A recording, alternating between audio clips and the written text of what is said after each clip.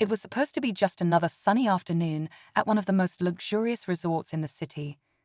Guests lounged by the pool, sipping cocktails, laughing over brunch, the ocean breeze adding a perfect touch to the relaxed vibe. But inside the resort's high-end restaurant, something unexpected was about to unfold, something that would leave everyone in the room stunned. Maya, a kind and hardworking waitress, had just started her shift. She always greeted every table with a smile, her energy warm and genuine. It didn't matter who you were. She treated everyone with the same respect. But not everyone gave that back. At one of the corner tables sat a woman draped in expensive designer clothes, sunglasses too large for her face, and a diamond ring that flashed with every careless hand movement.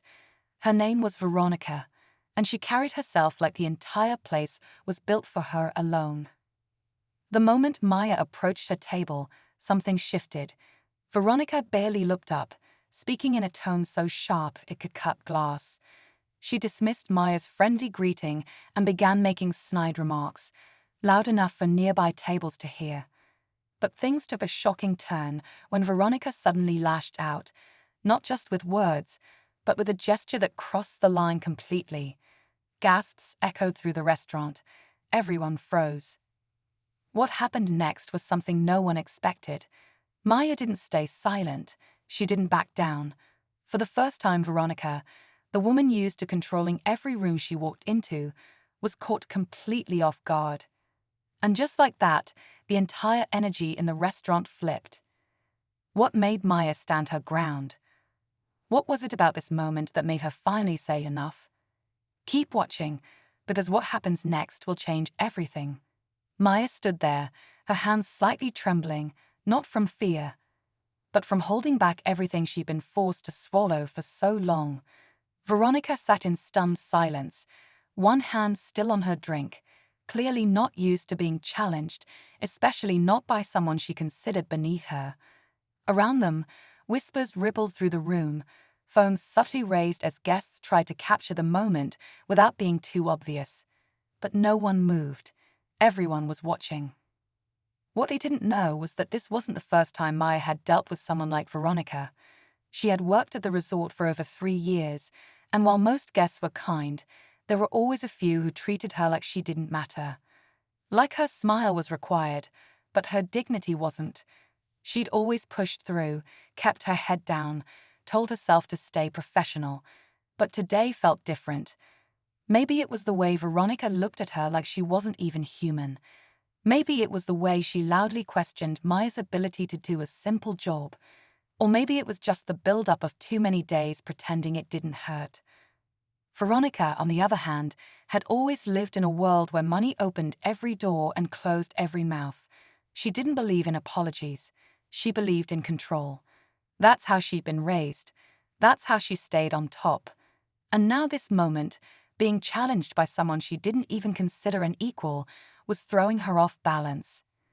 The staff stood frozen near the kitchen, unsure whether to step in or let it play out. Maya wasn't shouting. She wasn't causing a scene. But the quiet strength in her voice, in her eyes, was louder than anything else in the room. And then Veronica slowly stood up. Veronica stood tall, adjusting her expensive silk scarf like it was armor. Her eyes locked on Maya's, searching for something, weakness, regret, anything that would let her reclaim the upper hand. But Maya didn't flinch. The room was still, caught in that strange silence that happens when something important is about to go down. Even the music from the speakers seemed quieter. From across the restaurant, Jason, the floor manager, had seen everything. He knew Maya well, reliable, respectful, never the kind to stir up trouble. But Veronica was a regular VIP guest, known to spend thousands in a weekend. He hesitated. Stepping in too soon could cost the resort a wealthy client. Stepping in too late might cost him the trust of his best staff. He signaled subtly to security, but didn't make a move yet.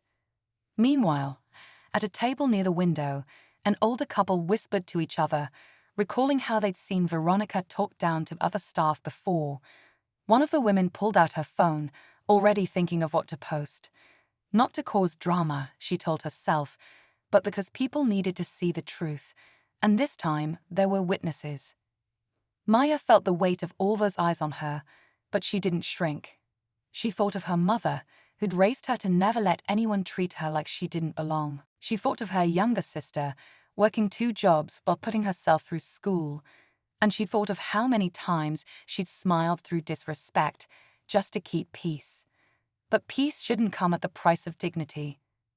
Veronica took a step closer, her voice low but sharp. "Do you have any idea who I am?" Maya didn't answer. Her silence said everything. And then someone from another table stood up. All eyes shifted as a man from the far corner slowly rose to his feet. He looked like any other guest, casually dressed, sunglasses tucked into his shirt collar, a half-finished drink in front of him. But there was something about his presence, calm but firm, that immediately drew attention. He didn't speak right away. Instead, he looked between Maya and Veronica, then toward the frozen staff and unsure manager. "Excuse me," he finally said, his voice cutting through the tension like a blade. "I saw what happened, and I think it's time someone said something." Veronica turned, caught off guard again. She wasn't expecting anyone to step in, at least not in defense of Maya. That wasn't how it usually worked. People stayed quiet, people looked away, but not today. The man continued, "I don't know what kind of place you're used to, but here, we don't treat people like that. Not in front of me." More guests started murmuring, nodding, some even shifting in their seats like they were ready to join in. Phones were out, cameras rolling. The power in the room was shifting. Maya stood tall, heart racing, but not from fear. She didn't know who the man was, but in that moment, it didn't matter. She wasn't alone anymore, and Veronica knew it. Her confident posture faltered slightly, like the walls she'd built around herself were starting to crack. Jason finally stepped forward, clearing his throat, trying to regain control of the situation before it spiraled. "Let's please lower our voices. We can handle this quietly." But it was already too late for quiet. The truth was out in the open. The quiet humiliation Maya had endured wasn't hidden anymore. And Veronica, she wasn't the center of control she thought she was. Then the hotel director walked in. The moment the hotel director walked in, a hush fell over the restaurant again. He was a tall man with silver-streaked hair, dressed in a crisp navy suit that made it clear he wasn't just passing through. His name was Mr. Langston, and everyone, from the wait staff to the executive chefs, knew he didn't tolerate chaos in his resort, especially not when guests were involved. He scanned the room with a sharp eye, taking in the frozen staff, the shocked faces of diners, and the subtle red light from recording phones. His eyes finally landed on Maya and Veronica, both standing in the middle of the floor, tension so thick it could choke the air. "What's going on here?" he asked, his voice calm but commanding. Before anyone could respond, Veronica stepped forward with sudden confidence, her voice sweetened but shaking slightly. "This waitress," she began, gesturing toward Maya, "was extremely rude and unprofessional. I expect better service in a place of this level." Mr. Langston didn't respond right away. He turned to Maya, whose face remained composed. "Is that true?" he asked. Maya met his gaze. "No, sir, I was polite.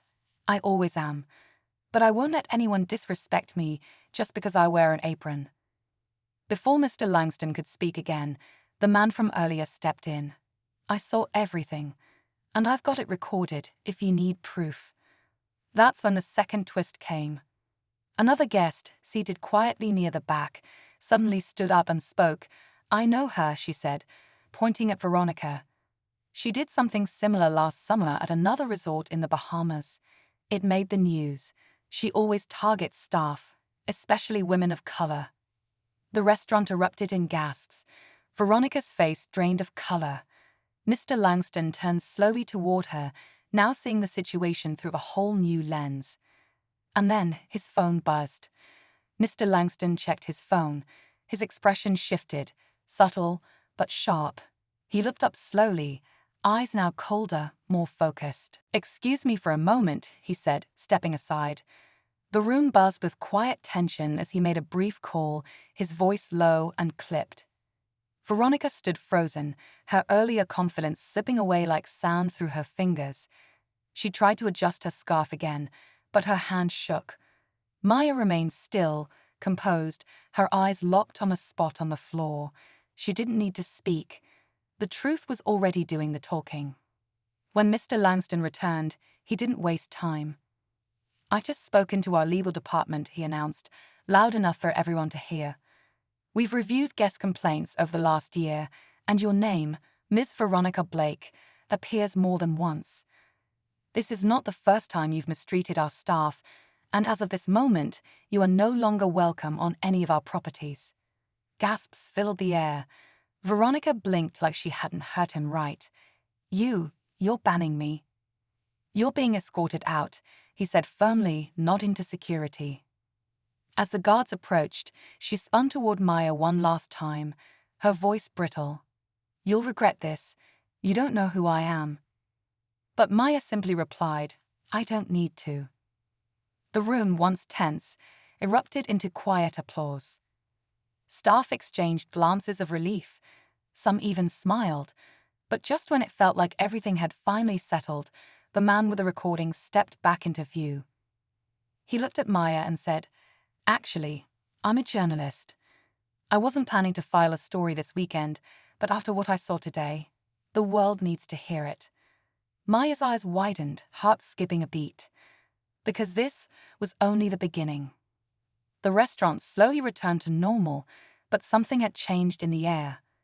There was a quiet respect now, toward Maya, toward the staff, and even among the guests who had witnessed everything. Mr. Langston personally apologized to Maya, his voice sincere. "No one should ever be treated the way you were," he said. "You showed strength most wouldn't have." Later that day, Maya sat on the staff patio, the sound of the ocean nearby, her thoughts still catching up to everything that happened. The journalist who had spoken up introduced himself properly. His name was Caleb, a writer for a popular online platform. "What you did today wasn't just brave," he told her, "it matters. People need to see stories like this, real ones." They exchanged numbers, not just for the story, but for something that felt like the start of a new connection. Caleb promised to be thoughtful with how it was written, to make sure it focused on the truth, not the drama. Meanwhile, the other guest, the one who had recognized Veronica, quietly thanked Maya before leaving. "You didn't just stand up for yourself," she said. "You stood up for all of us who've been silent too long." By the end of the evening, Maya went home exhausted but lighter. She knew things wouldn't magically change overnight, but something had shifted. Her voice had been heard, and this time it echoed. The next week, the article went viral. The headline read, "Waitress stands her ground after public humiliation," and turns the tables. Messages poured in from around the world, offering support, job offers, and words of encouragement. Maya never wanted the spotlight. She only wanted respect, and now she had it, not just for herself, but for everyone who had ever been made to feel small. And that made all the difference.